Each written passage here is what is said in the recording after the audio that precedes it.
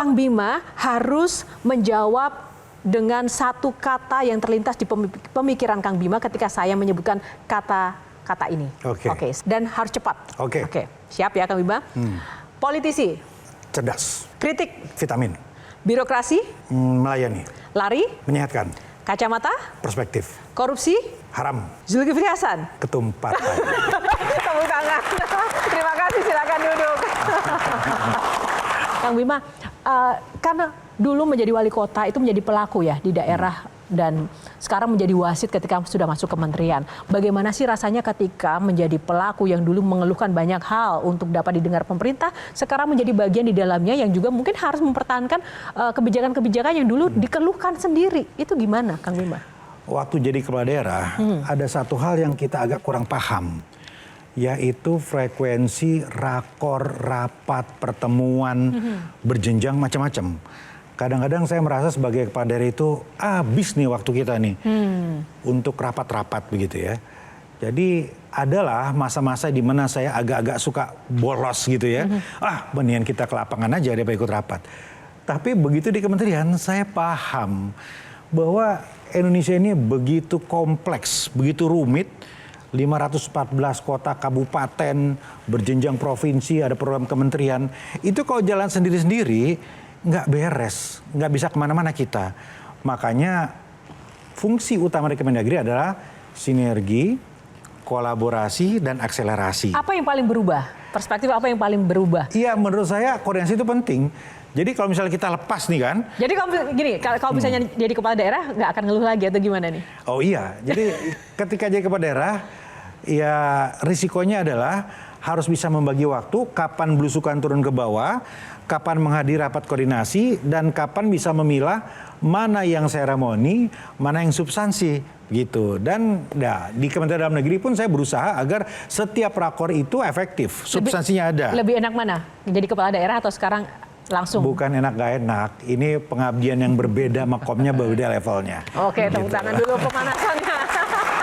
Sebelum kita lanjutkan ke panelis, kita saksikan dulu tayangan yang satu ini. Selamat siang Ibu. Sampaikan Bu. Sampaikan di Raja Albung.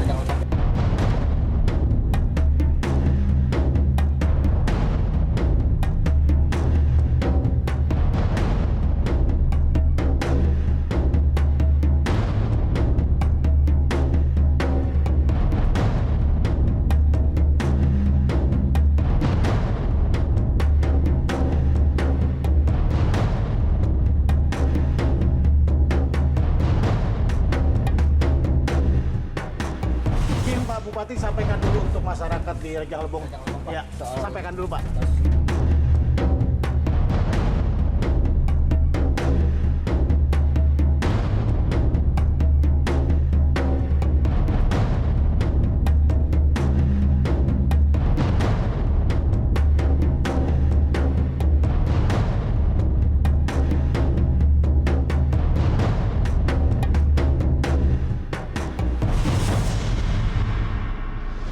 Waktu Kang Bima jadi wali kota Bogor saat itu, banyak nggak sih godaan-godaan yang datang dan bagaimana Kang Bima membentengi diri? Saya ingat sekali waktu baru dilantik jadi wali kota, itu berdekatan dengan Ramadan. Jadi begitu dilantik kemudian masuk Ramadan. Di pertengahan bulan Ramadan itu sekretaris saya lapor, Pak Wali minta arahan untuk THR. Saya bilang THR apa? Ya setiap tahun Pak Wali Kota itu selalu memberikan THR. Untuk siapa? Disampaikanlah datanya. Agak panjang daftarnya. Saya hitung-hitung nggak kurang dari 1 miliar kebutuhan itu. Terus saya bilang ini uangnya dari mana? Kata sekretaris saya, mohon maaf, saya nggak tahu. Biasanya ada aja begitu kan. Disitulah saya merasa pertama kali dibenturkan pada jebakan-jebakan birokrasi. Jadi untuk harmoni, untuk stabilitas, untuk menjaga kebersamaan, itu ada ongkos-ongkos biaya politik. Kalau nggak hati-hati, itu kan kemudian kita bisa ngambil dari sumber-sumber yang kemudian menjerat kita. Dan yang bahaya adalah misalnya nih, ya udahlah kita ambil dulu 100 gitu. Yang buat dikasih ke orang 80, 20 diambil kita. Dan kalau kita perintahkan orang ngambil, kita nggak tahu orang itu ngambilnya berapa dan kemudian dibagikan berapa, kan begitu. Ini menurut saya salah satu persoalan utama. Korupsi bukan hanya untuk memperkaya diri, tapi korupsi karena terjebak oleh lingkaran setan dan kebiasaan-kebiasaan lama. Nah makanya kemudian saat itu saya bilang enggak. Uang dari mana? Kita nggak ada uang. Setelah itulah rasanya selama beberapa tahun pertama setiap minggu kita di demo di Balai Kota. Yaitu orang-orang yang biasanya dirawat dengan cara-cara transaksional tadi. Kalau kita lihat flashback ke belakang, setiap Ramadan itu agak intens. Ya karena itu realitanya. Banyak kepala daerah kemudian yang menggampangkan itu, terjebak kepada pola-pola itu tanpa mampu untuk keluar dari persoalan. Nah menurut saya kita harus kuat. Ada masanya kemudian kita digempur, diserang. Tapi lama-lama orang itu akan hilang. Karena tahu bahwa kita bukan pemain seperti mereka, begitu kan. Dan ada cara kemudian merangkul dengan cara-cara dalam koridor hukum. Bisa lewat APBD, bisa lewat kolaborasi, bisa lewat berbagai macam cara yang bisa merangkul mereka, membuat situasi kota juga lebih harmonis dan kondusif. Nah oke, sebelum saya ke panelis kita saksikan dulu satu pernyataan.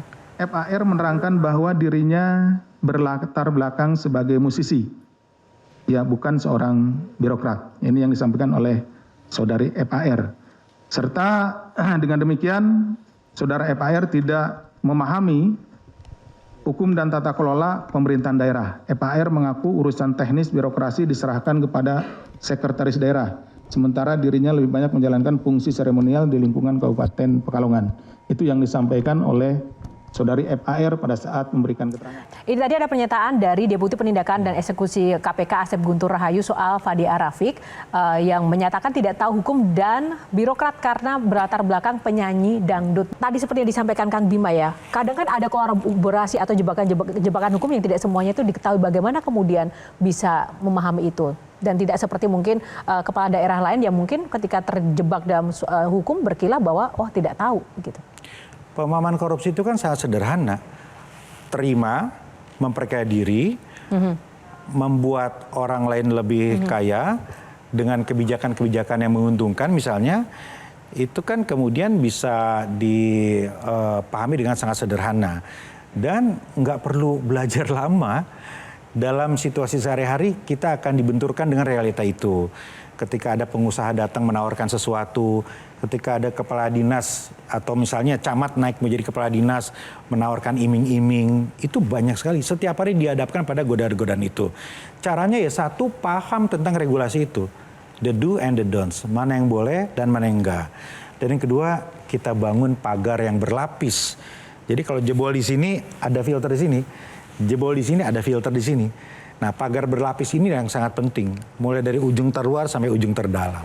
Pak Wamen, terkait dengan fenomena sejumlah kepala daerah, persoalan korupsi dan dengan menggunakan fasilitas yang dianggap fantastis. Kalau kita mau jujur sebenarnya, apa yang mesti dilakukan oleh Kementerian Dalam Negeri yang mewakili pemerintah tentu saja, supaya tidak ada orang yang kemudian statement seperti Fadia yang mengaku kalau korupsi dia nggak tahu apa-apa. Apa yang mesti dilakukan oleh Kementerian Dalam Negeri untuk mengintervensi supaya calon-calon yang diusung itu bukan hanya asal menang, tapi betul-betul kredibel, berintegritas, dan paham betul persoalan yang dihadapi itu.